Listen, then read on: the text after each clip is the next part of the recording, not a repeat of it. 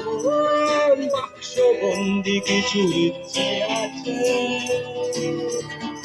ওই শ্রাবণ সাথে আমার কাছে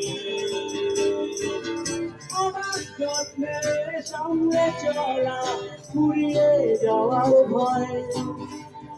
ভাবি কেন দুঃখ পাবো, দুঃখ আমার নয়।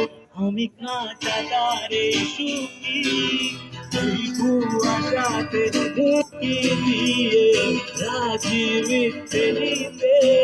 আসলে সত্যি বলে সত্যি কিছু নেই।